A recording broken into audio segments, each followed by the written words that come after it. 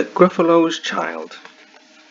The Gruffalo said that no Gruffalo should ever set foot in the deep dark wood. Why not? Why not? Because if you do, the big bad mouse will be after you. I met him once, said the Gruffalo. I met him a long, long time ago. What does he look like? Tell us, Dad. Is he terribly big and terribly bad? I can't quite remember, the Gruffalo said. Then he thought for a minute and scratched his head. The big bad mouse is terribly strong, and his scaly tail is terribly long. His eyes are like pools of terrible fire, and his terrible whiskers are tougher than wire. One snowy night, when the Gruffalo snored, the Gruffalo's child was feeling bored. The Gruffalo's child was feeling brave, so she tiptoed out of the Gruffalo cave. The snow fell fast, and the wind blew wild. Into the wood went the Gruffalo's child. Aha! Oh ho! A trail in the snow! Whose is this trail, and where does it go? A tail poked out of a log pile house. Could this be the tail of the big bad mouse? Out slid the creatures. His eyes were small, and he didn't have whiskers. No, none at all. You're not the mouse. Not I, said the snake. He's down by the lake, eating Gruffalo cakes. The snow fell fast, and the wind blew wild. I'm not scared, said the Gruffalo's child. Aha! Oh ho! Marks in the snow! Whose are these claw marks? Where do they go?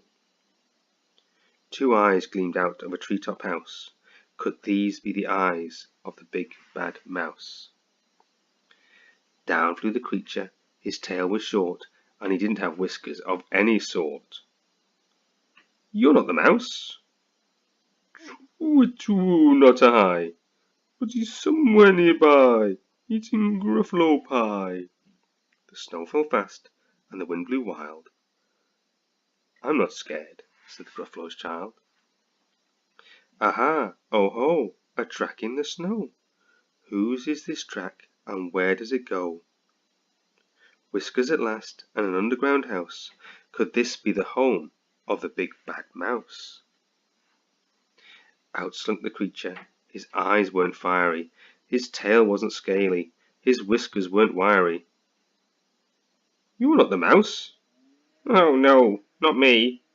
He's under a tree, drinking Gruffalo tea.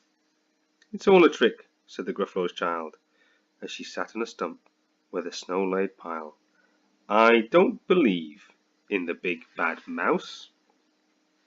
But here comes a little one out of his house. Not big, not bad, but a mouse at least. You'll taste good as a midnight feast. Wait, said the mouse, before you eat. There's a friend of mine that you ought to meet. If you let me hop onto a hazel twig, I'll beckon my friend, so bag and big. The Gruffalo's child clenched a fist. The big bad mouse, so he does exist. The mouse hopped on to the hazel tree. He beckoned, then said, just wait and see. Out came the moon. It was bright and round. A terrible shadow fell onto the ground. Who is this creature, so big backed and strong? His tail and his whiskers are terribly long. His ears are enormous, and over his shoulder he carries a nut as big as a boulder. The big bad mouse, yelled the Gruffalo's child.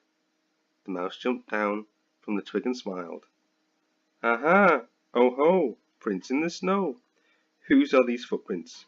Where do they go? The footprints led to the Gruffalo cave, where the Gruffalo's child was a bit less brave. The Gruffalo's child was a bit less bored, and the Gruffalo snored and snored and snored.